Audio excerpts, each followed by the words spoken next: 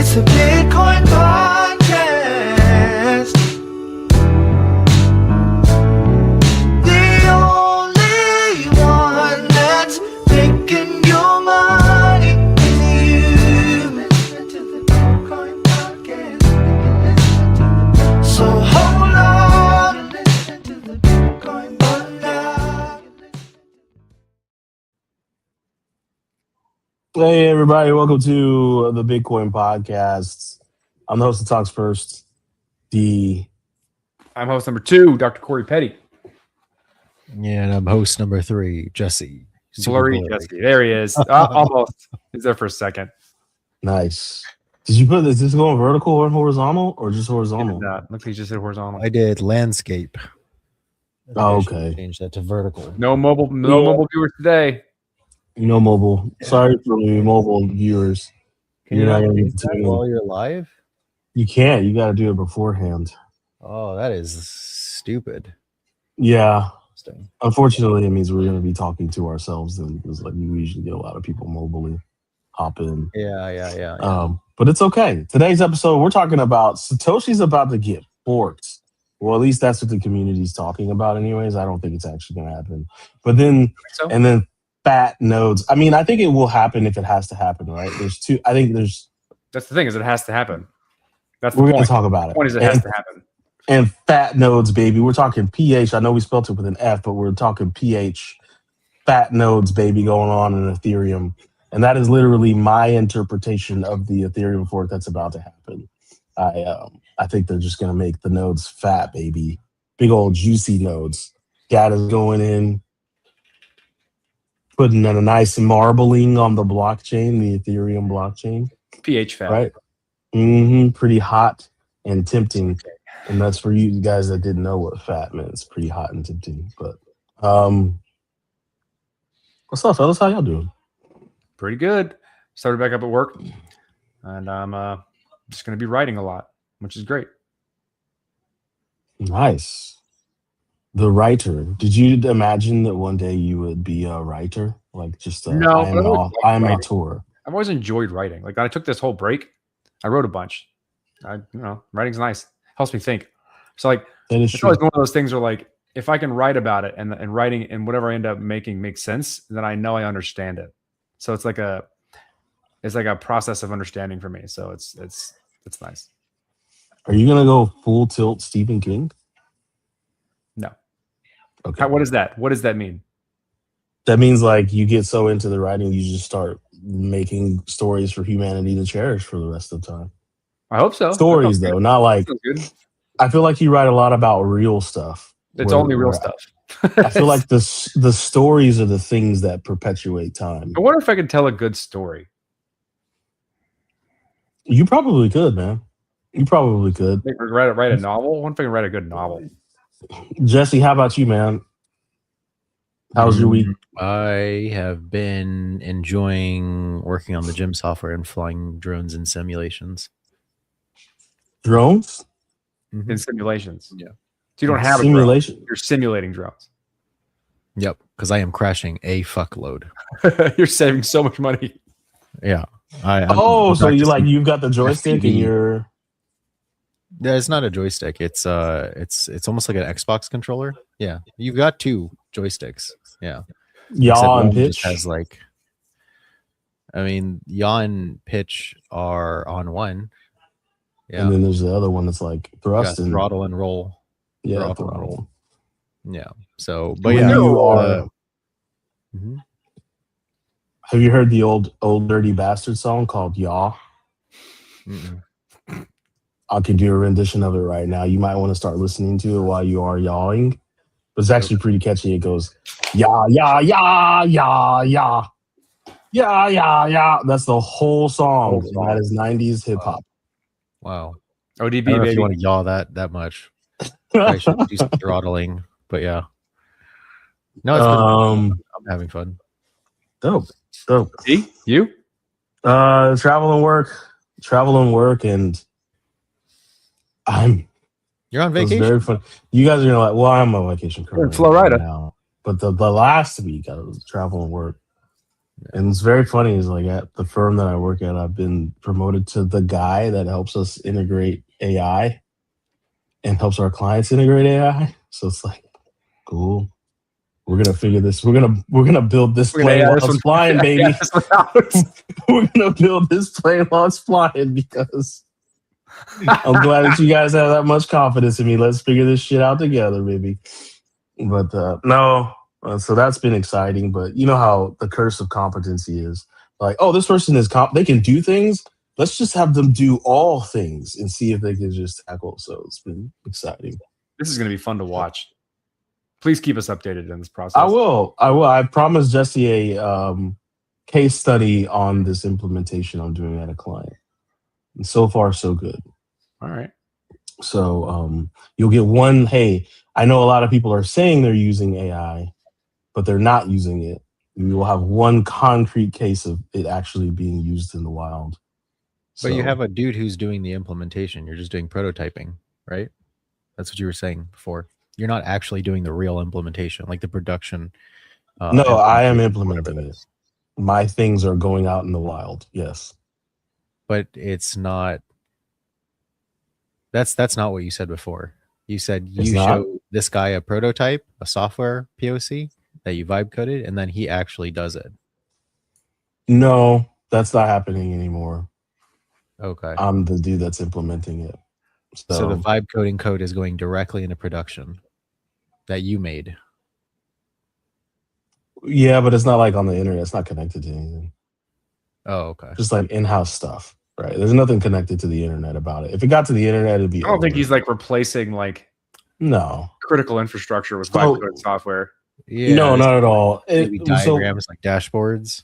So like the reliance upon Microsoft's tools and Microsoft Excel specifically, just for business, is like it's a heavy lean. Like they need it, right? But the thing that's happening is that there's not a ton of young professionals joining the workforce that like Excel or use Excel. Mm-hmm. So there is this skills gap. And instead of me going onto a job site and showing them how to use Excel and then building them a very fancy Excel tool that they're going to then forget how to use, right? I've just been replacing those Excel tools with other types of tools that are easy to use and won't break, and they stay kind of internal, right? So by kind of, I mean they are internal tools, right? So it's like there's no risk. For this would make a lot of documentation along with whatever you deliver, because it's already a skill, baby. Yeah. It's been exciting to learn how to vibe code, I guess, and I've learned more about coding since AI than all of the 12 years, Corey, you told me to learn how to code, and the last 4 years of Jesse telling me how to code. Yeah, but you're not really coding. You're like you're using the Microsoft Power Apps vibe. Just straight drooling. Yeah, I'm not even using Microsoft anymore. I don't really use Microsoft stuff. I was talking with Jared about this, and just like and Yasik, like the proliferation of AI. And right now, the bottleneck is because, like, okay, say you want to write some software or to vibe code some software, right? And right now, the only way to have any level of confidence that what you ask the AI to build and it giving you something that you want is basically writing a specification of what you want built correctly. But writing a good specification is also hard. And we're like trying to figure out, because okay, cool. So like you're still doing a hard thing, and it takes a lot of human attention and time. So what is the like minimum interface that you can give to an AI that then you can plug into a machine, like AI fucking framework, and it spit out what you want with some level of confidence. So you can scale this thing up.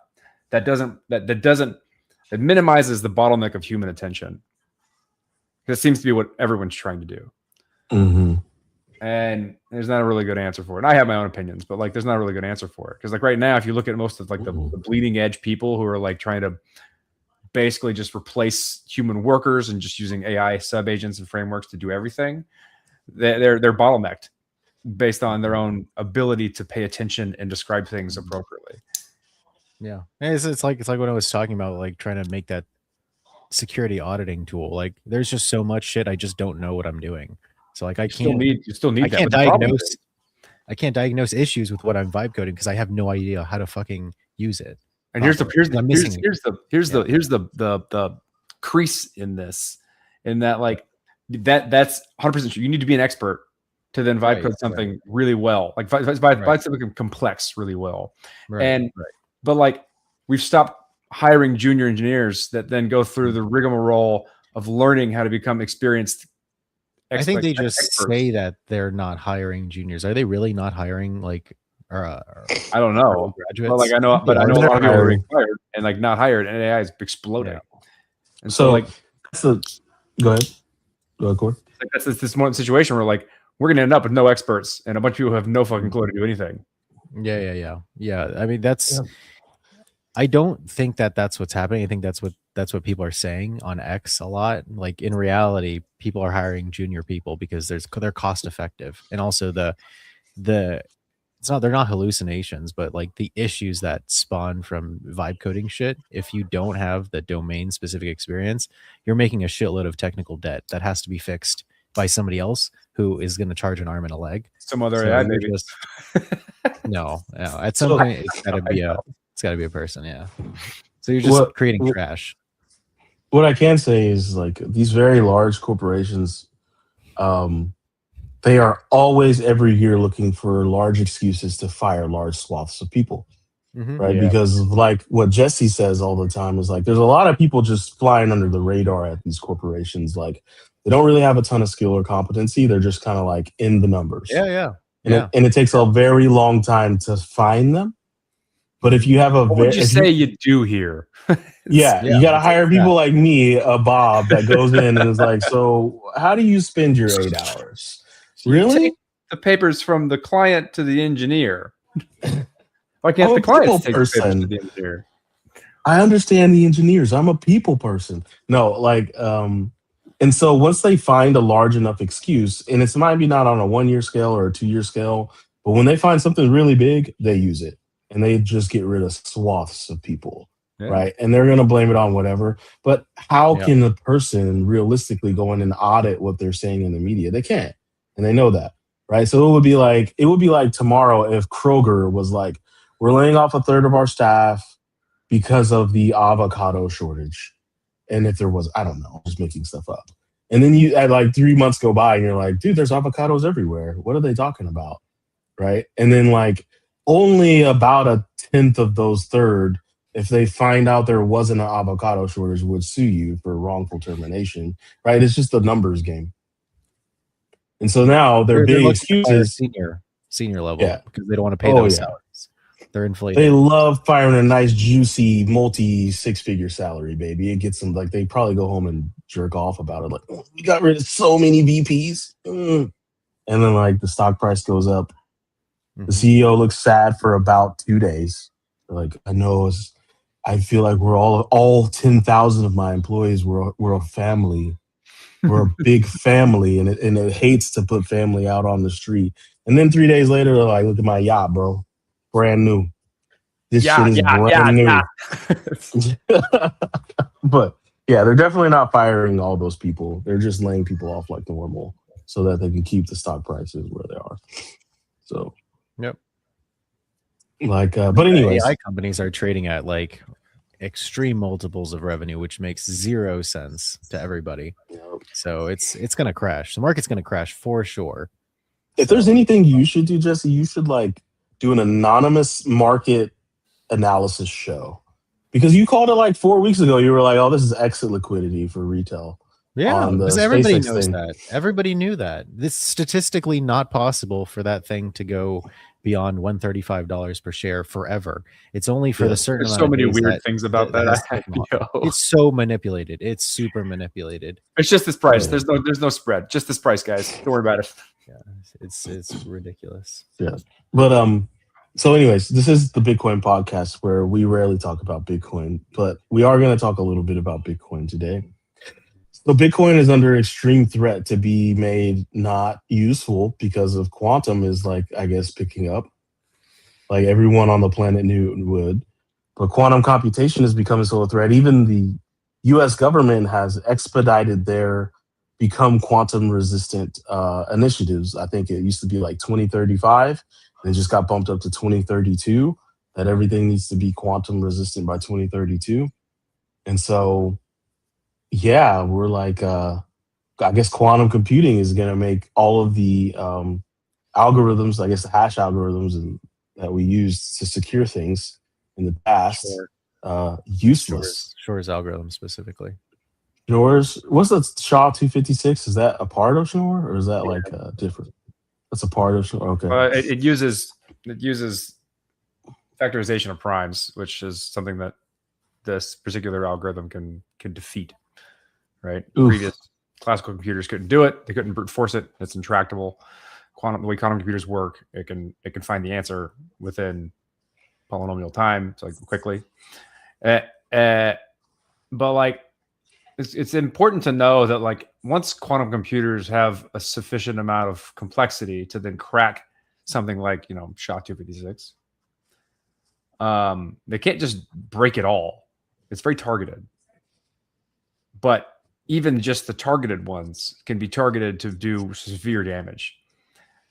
And so like if you fast forward to like the moment that a quantum computer is available that can crack Satoshi's wallet is the moment that the entire crypto economy is broken, because you can just take his money and then do what you want with it. And then that floods the market with a shitload of Bitcoin that is presumed to be gone, never moving. I don't think anyone's going to pretend to be Satoshi. I don't think that's going to work. But like the moment and that'll just break the Bitcoin economy. It'll just crash. The moment that crashes, everything crashes because everything follows Bitcoin. And so like there's, but you have to do something about it. You only need one targeted attack. I don't know that everything crashes though. It crashes. I don't know that everything doesn't survive. How about I put it? Either way, the ability to even like say you move it doesn't crash. You've at least shown that no wallet is safe. Mm-hmm.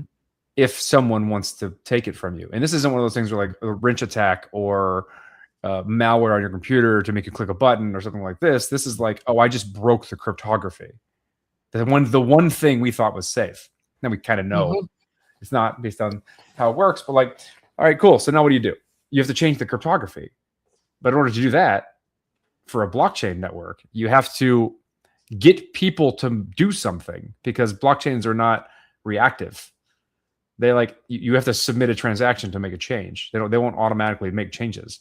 And so say you change the protocol that upgrades the cryptography for how private keys are made, or even how hashing is done that's not I'm not worried about hashing for proof of work, but like how cryptography is done for securing your wallet, how you do private keys that then generate your address. Someone has to then every single account, every one of them has to submit a transaction that makes that upgrade, that moves their sats, all of their UTXOs to a new wallet with stronger cryptography. Whoever doesn't do that, namely Satoshi or anyone whose wallet's been sitting around, all those hard drives that are lost and decomposed inside dumpsters or landfills that just have hundreds of thousands of Bitcoin on them or whatever, like those are all available to be taken at this point, which then floods the market with Bitcoin that we have that basically hasn't been priced in. It's priced in as being dead. And so you just flood the market with a massive inflation of Bitcoin, like circulating Bitcoin. Because those people can never make the transaction to upgrade their account to a stronger cryptography. So what do? Right? So the community basically has to come together and make a decision, which Bitcoin is not good at, on what to do with some threshold of tokens that we assume to be dead. Okay, so it hasn't moved in 10 years. All of those are dead coins. Okay, now you've broken your 21 million Bitcoin meme. You no longer have 21 million Bitcoin. You have something less than that because you just obsoleted a shitload of them. through some arbitrary metric. You socialize them. Doubt that happens. Basically being like, okay, all these tokens just get redistributed to X, Y, and Z through some metric that also requires a consensus. Not going to fucking happen in Bitcoin world because they can't come to an agreement on anything. And so, like, it's going to be a shit show. Like, I'm really curious as to what happens. But, like, most of the things that have kept Bitcoin stable, namely, like, the 21 million Bitcoin meme and, like, just this kind of resistance to change, which is considered a feature, is all going to go up in turmoil. And I don't know what's going to happen. It's going to be very interesting. My thought is that the price will drop significantly. Mm-hmm. Yeah, I mean, Bitcoin price will drop for sure. And I think if Bitcoin price drops, everything drops. That's where I'm not entirely sure. Yeah, not entirely sure. I think everything gets dragged down a bit. All intuition on my part on that one. Like, that's just my general thought. There's no research on that one. Yeah. Usually things, I do feel like if it has staying power, like if there's merit that it needs to exist, then it'll be fine. I do think I think there's merit to some of the protocols.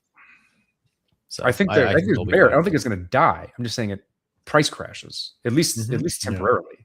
I think Solana stays alive. I think that Solana might stay alive. Ethereum will probably stay alive. Yeah. I want to talk about Ethereum next fat notes, but like there's just a lot of not unexperienced. There's a lot of unknowns, and that's right. There's not a lot of exploration around the idea of digital scarcity, right? And there was at one point, but it's still such a small percentage of the population that I think for the masses, mass adoption, the stuff that we always used to talk about, I wholeheartedly believe that they're building up the narrative that stablecoin equals crypto, and we made it fun and easy now. Yeah. Right. Like you got to think in like kindergarten to second or fourth grade terms when you're talking about mass adoption. And what they're going to do is say like stablecoin equals all the good of crypto without the bad. We've unscamified it. Mm-hmm. So use this stuff and don't use that stuff. And I think that's basically what they're trying to set the table for. Well, it's really hard to have mass adoption when like you look at any individual coin and it's completely unobvious what the circulating supply is, who controls it, what the total supply is and who controls that, what inflation rates are, what network it's on, what that even fucking means. Like all of these like fundamental questions that can then allow you to make a decision on is this token valuable or like what the forecast of value could be in a given market is just not obvious. You have to do a lot of effort to even know what the questions to ask are before you can start answering them. Yeah. So like it makes sense that, hey, we made something that looks a lot like the dollar. We got it under control. It's way easy for you now. We're calling it crypto. Okay, go. Yep. Then people are going to be like, oh my God, look, I have all of my stable coins staked at Bank of America and they're generating and it's going to be like, oh my God, they did it, dude. They just Indiana Jones'd everybody again. No, not everybody. Again, it's not everybody. It is not everybody. It's a lot of people. It's a lot of people.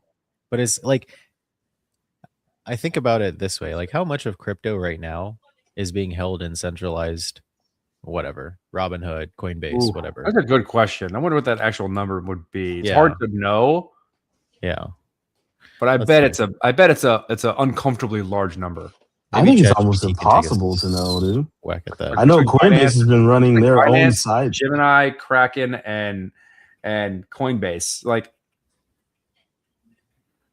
Coinbase, I'm very confident in saying that they've been running one or multiple side chains on Bitcoin for a very long time.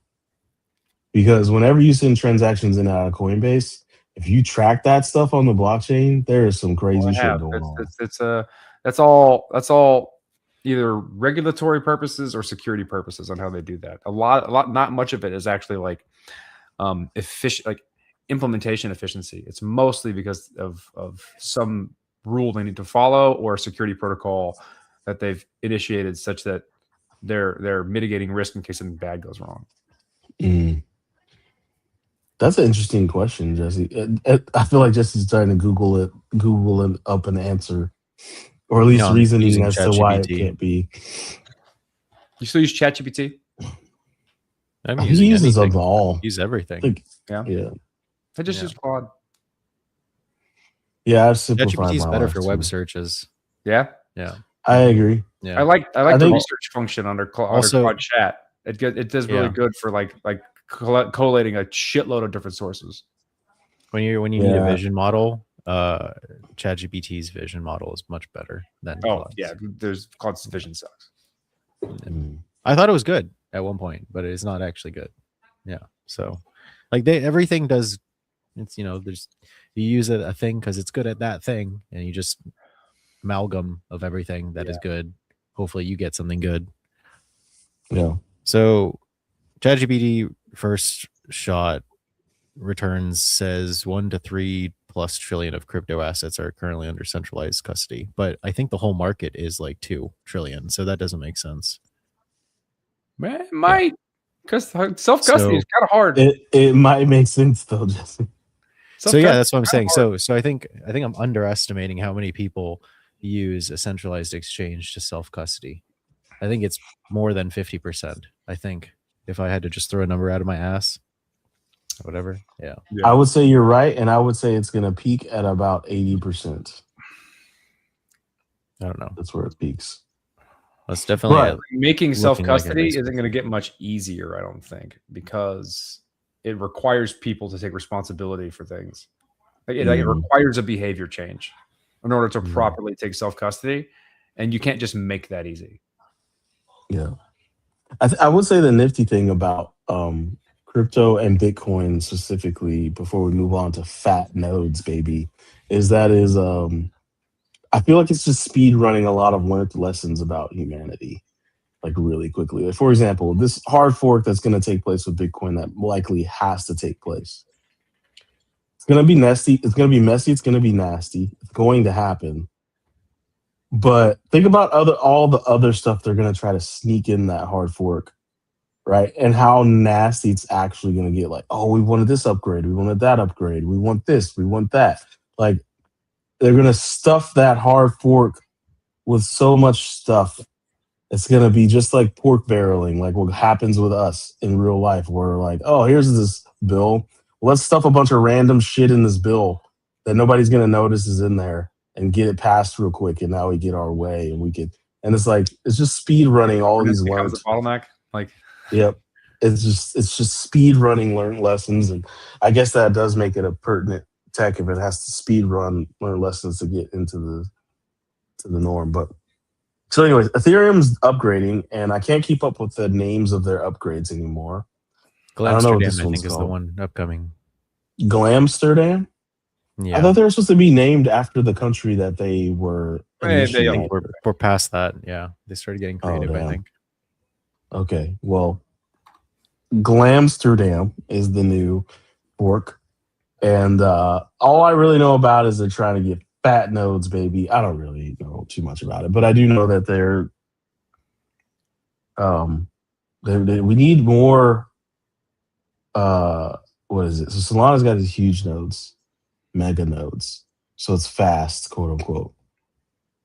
And I think Ethereum is trying to compete with that. Here's the key takeaways from ccn.com. Glamsterdam represents a shift towards back-end performance improvements by redesigning how blocks are built and executed. Ethereum aims to scale layer 1 safely while maintaining decentralization and validators accessibility. EPBS moves block building directly into Ethereum's protocol, reducing reliance on external MEV relays. BALS allows Ethereum to preload state data and execute non-conflicting transactions simultaneously. So lots of a little parallelism. By improving layer 1 performance, Glamsterdam strengthens Ethereum's roll-up centric roadmap. Not really. But I was talking with my colleagues this morning about like the future of Ethereum and the pricing of things. And it harkens back to our previous episode with Joe and Joe's kind of central thesis that it's all about transactions. Like transactions are the thing that matter. And what I had said to him was like, transactions are the thing that matter when it comes to price and price discovery. And so like Ethereum still has a lot of ideals on who it wants to be, but Solana is eating their cake because they've made it so easy for people to care about price and do price things. And so all those people just go over there and do the thing that props up price over there while Ethereum keeps building, and there's no reason for people to do that on Ethereum, which means that the transactions aren't happening, which means trading isn't happening, But that's not true. If you look at Ethereum mainnet transaction volume versus Solana mainnet, Solana will have higher. But if you look at Ethereum like an entire ecosystem of all the L2s, in aggregate, it's much bigger. Much bigger. Yeah. Interesting. Yeah. So that's a narrative that and why wouldn't I don't think that's what's wrong with the Ethereum price? Why is it dropping so much? Well, there's an inflation issue right now because they push the narrative of sound money, and that's not what's happening. So now there's a proposal to decrease the inflation, so that you can have some amount of deflationary effects happen. So we'll see if I thought Ethereum was supposed to be switched to deflationary a while ago. Ethereum has an adaptive strategy for how it introduces new Ethereum into the ecosystem, and it's based on the security of the network alone. It has nothing to do with monetary policy. It's basically like we are going to introduce or take away as much Ethereum that's necessary in order for the underlying consensus protocol to be safe. And right now it's inflating a bunch of Ethereum into the circulation because it's trying to keep Ethereum safe. Interesting. And like also there's this general theme around like the Ethereum Foundation in that like they're not hiring anybody. And the way in which they pay people is all going to be based on the roadmap. So just basically like hiring out for people to put things on the roadmap. But the internal organization is just going to be a couple dudes in a room with AI. That's why they created ETH Labs, which is that new entity. Yeah. And so like that's from Tom Lee. It's going to be weird to see what the future of Ethereum looks like and whether or not it's able to prop itself up. And if there's enough of an ecosystem to submit bids for grants to actually put the roadmap forward. Whereas Solana is just like being a centralized entity and making a high performance blockchain and then letting anyone do what they want on it for relatively more convenience. Yeah. And I think all of what we've discussed boils up into the fact that if you are an investor, right, and somebody that invests in things, when you see and feel all this uncertainty, there's no mystery why there's so many assets outperforming crypto in the last 2-3 years. Because like if you're an investor and you're investing in something on a 5-10 year span and you hear all of this, why would I want any amount of my money at all to get anywhere near all of this? I wouldn't. I said I'm a relative expert in the whole field, and I'm probably gonna take all mine out. Like I wouldn't want my shit anywhere near what's happening in crypto. Like I'm debating just moving it all to USDC, getting that little 3.5%, and just letting it ride for a little while. Then you're just assuming USDC stays pegged, which I think is a reasonable bet. Yeah, I mean USDC right now. It's better than what you're going to get from like I don't know US dollar. I mean, I've got a nice little chunk of change in USDC on Coinbase, right? And it's getting 3.5% Bitcoin, just sitting there. So I'm just like, okay, fuck it, just might as well do that. Might as well just do that, right? Like, if I had a massive chunks of money, I would keep my money on the sideline for crypto because all this stuff equals. I don't know if it's going to be relevant or not. Why they figure these things out, right? Like I just don't know. Like but anyways, that's just me thinking out loud on the subject. So the nodes are going to get fat, baby. Yeah, it's just making Ethereum. I'm curious to see because I run nodes. What what the performance from a home runner is gonna do. Because like those, when you make quote unquote fat nodes, you put more resource constraints onto the validators. Mhm. You limit the pool of people who can contribute. At some point, you cross that threshold where like the people at home can't really do anything. They can't really do anything anymore. And that's always kind of been the trend across the board for Ethereum, is they've just slowly made the requirements of running a node more and more and more and more. And there's been some pushback, and that's kind of vacillated, but the general overall trend has been it takes more performance requirements. And now when you compare to something like a Solana, it's still night and day. Like no one's running a Solana node. You're not going to do that. Period. You need to be part of a specialized network that's connected. You need a lot of capital to have the hardware required to then run a node. You need to be special. You need, like, it's a permission thing. And so like it's still one of the best, but it's trending in the position of regular ass people can't do it. Jesse, what do you think, man? You look like you bless you. He's sneezing hard. You look like you've been hard at work over there researching things. He's so blurry. Yeah, I'm looking. So lifetime transaction count. You're blurry, Solana blurry. is like 500 billion, and then Ethereum is, what is Ethereum? Something much smaller. Jesse, you're blurry. It's okay. They don't need to see me. They can hear him. That's all that matters. Nice comeback. Well, yeah, more people listen to us than watch, so you're probably right about that. I watched it. So I was flying back from Florida. I watched a movie on the plane called The Age of Audio. It's about podcasting. It's really good. Check it out. Made me like, remember why I like doing this. Gave me a little. Yeah. Podcasting is still there, and it's funny enough. Like our audience is still really big compared to like most podcasters. Yeah, that's true. We do Put a lot of effort. numbers. They put their whole life on the line for like this, for the audience we have. It's nuts. We pull numbers for the Wayne's World approach that we've had towards podcasting for the past 11 years. This is the Wayne's World of crypto for sure. So while Jesse is bottling that up in a nice package to share with us, I will say that I don't know, crypto's in an interesting space. I feel like I'm someone who definitely is tier 3 GPP. I spend a lot of my time outside of crypto these days just because I'll tell you, the moment I got so deep into crypto and I got really aggravated with it was when I was trying to help out at Status, Logos, whatever, that combination, that entity. And I was trying to help automate some of the understanding the balance of some of the wallets that IFT had. And when I got to the point where I realized that there's different tickers for the same token on different like networks or different markets or whatever, that's when I threw my hands up like the Neil deGrasse Tyson. I was like, fuck this shit. Fuck it. Like we're fucked. I was like, we're literally fucked if the same exact token has a different symbol on a different chain. Like, how the fuck am I supposed to know what the fuck I have anywhere? And then I got really mad that day, and I was like, I think this is as deep as I'm willing to go.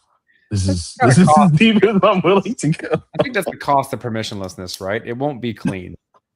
What happens won't be clean. You can't get stuff done because you're too busy learning how to get stuff done. Well, we've got a bunch of stuff done. Like, I'd say if you look at the overall impact of quote unquote blockchain on the world, it's gotten a lot done. And maybe not in the manner we wanted it to, but it's been impactful. Not bad for like fucking idealists and nerds and then finance bros. It's gotten a lot done, but like I feel like we should have taken learned human lessons and applied them to crypto faster. Like, okay, this is cool, everybody likes it. Not with the group that started it. They were way too libertarian. Let's put it that way, right? Like a lot of ideals that aren't based in reality.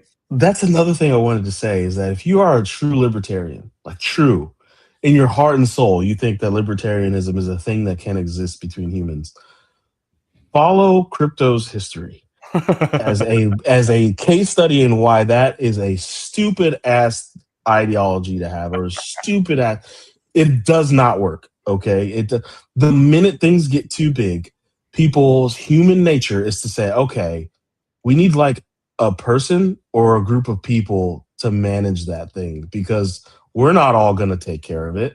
I don't have time in my life to take care of that thing. Like, I just want to use it. And as soon as that happens, which is 100% of the time it will happen, your libertarian ideals will start to erode really, really quickly. Like, just look at crypto, right? Like, Wait, everybody, what happened? What was the example that you gave? If you think about this, then your libertarian values erode. Was it? oh, just like libertarianism in my eyes is like everybody can do their own things, right? Like everybody is smart enough and awesome enough to do all their own things. They can build their own roads, they can grow their own food, right? Like everybody, and if everybody takes on this mentality that they are to take care of themselves, then everything's going to be great. And it's like, no, that's not how humanity works ever. That's not how it ever worked. We're always social creatures and we always depend on different social circles to get things done for each other. And so I was like, if you are a libertarian, just look at crypto's history as an example that libertarianism is not a real grown-up way of thinking about systems and people and like it's not gonna work. It's never gonna work. Right? Like just you to me are one of the most independent people I've ever met in my life. And I'm looking at just on the screen the number of humans involved to allow you to live your life the way you're living it. I'm just looking at all that shit in the background and I'm like, yeah, like libertarianism is like not a thing. I don't know why people think it can be a thing. We need to stop pushing it out there as a thing. Yeah, I don't think I'm libertarian, but I don't know that that's. Is that really what libertarianism is in I don't terms think of? so.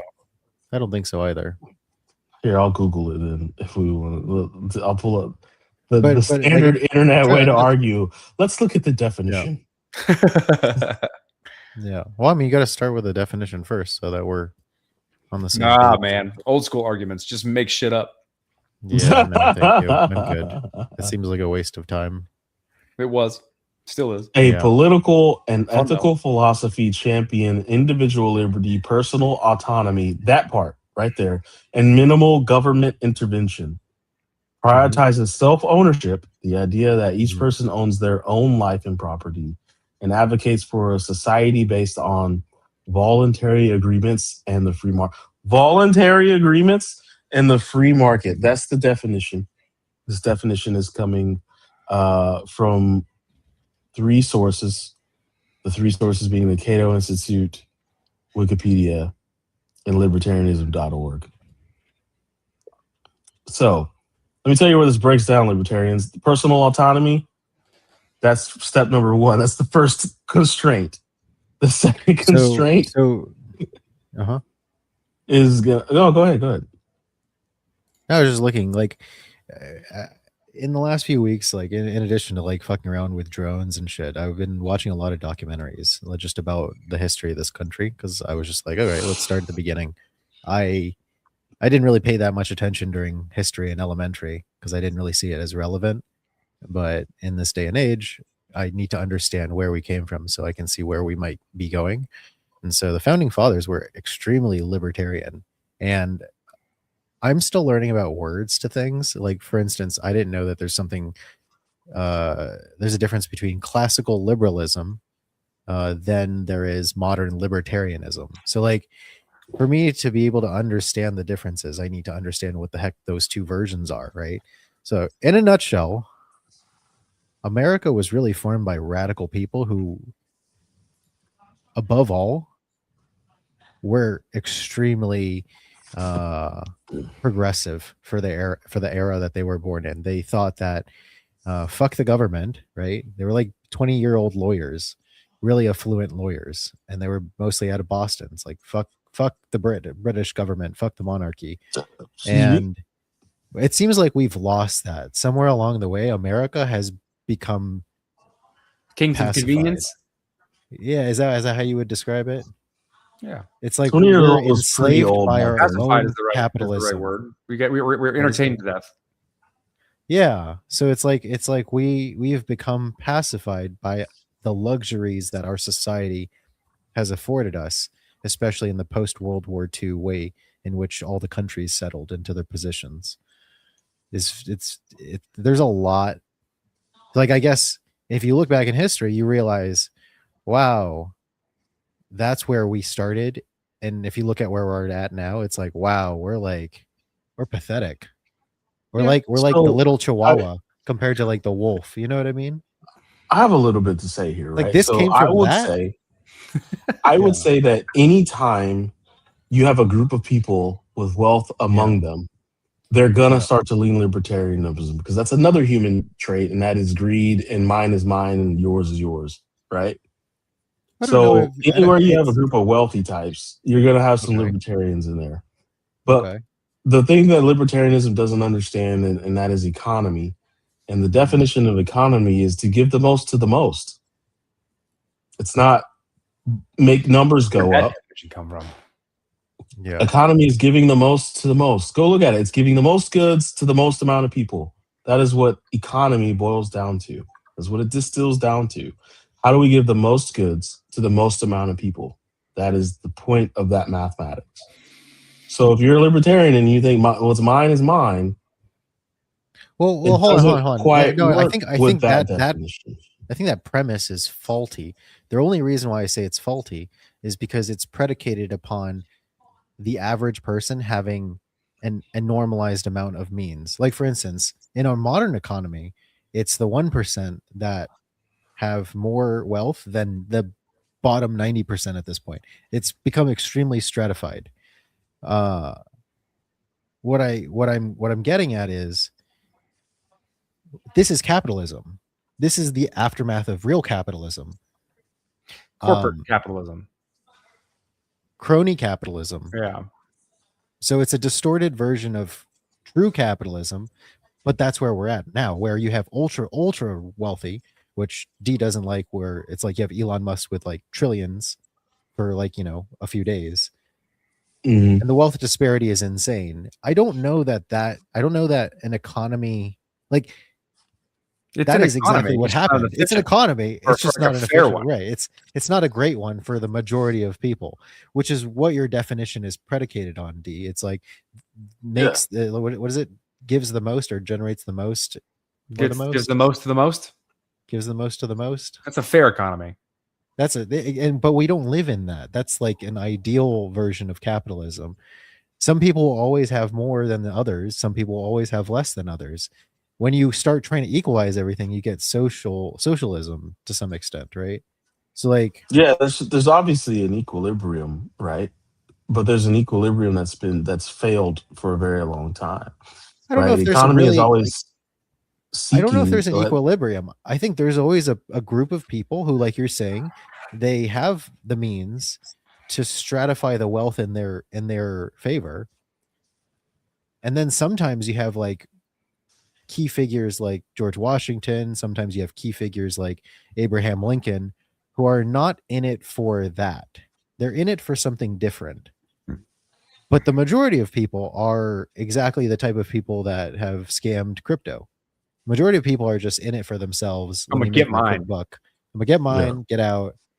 And that's to the detriment of the entire system. Because then they're not producing. They're only consuming with a small amount of. That was the frustration that I have. The entire system collapses is because, okay, give the most to the most is a very extremely distilled way of saying it, but you're trying to manage scarcity with the unlimited amount of human need that is going to consistently be unlimited because new humans are being born every second of every day, with distributing the scarcity of goods in a region. And if you're not able to distribute that scarcity to enough of those humans, then that system will collapse because the humans are either going to destroy it and go somewhere else or they're going to leave. Right? Like there's a point in time where people can't take it. Like there's a point in time where the disparity gets so much that people will just start fucking killing and taking stuff. because Yeah. they need food, they need water, they need Guess these, what people and they're not aren't going going to to stop doing? care. Huh? Guess what people aren't going to stop doing? Fucking. Dude, Fucking. people fuck People are all the people are time, going to bro. keep making more people because it's Yep. free and fun. And so, especially when you're sad and broke.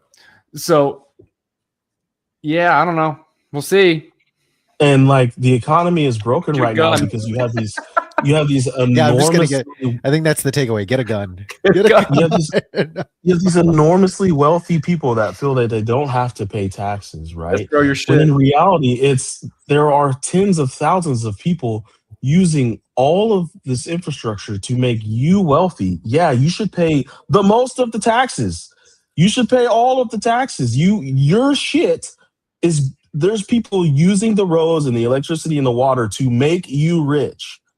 Like, yeah, you should pay all the taxes. It's all to go to you.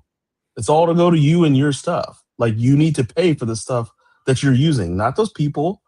Like, they're not using, people aren't hopping on the highway and then risking their life and then coming home on the highway to help their homestead. They're doing that for the Microsoft and the Googles and the Facebooks and the PwC and the Procter and Gamble is doing that for them. So pay the fucking taxes so the stuff can be used for your stuff. Don't do that for the people, right? And that's where I get frustrated is that the economy is broken. It's not distributing scarcity enough the way that it should, right? And now they own the food. But here's now the they thing: own if everything you else. gotta wrap it owned up. a business, if Yeah, you we owned do, a we do. business that you want to minimize your tax obligations, you're going to use every legal loophole possible. Like that is like the business is meant to Like survive, the not infrastructure kill that we've itself. built is conducive to Yeah. people doing this, and then people do it, Correct. and they reinforce the proliferation of the infrastructure to allow them to do it. It's like it's not Right. just one thing; it's these two things in tandem, lockstep, making each other worse. Yeah. Making Like you each work for other private worse. equity. That's not making anything better, right? That makes things worse.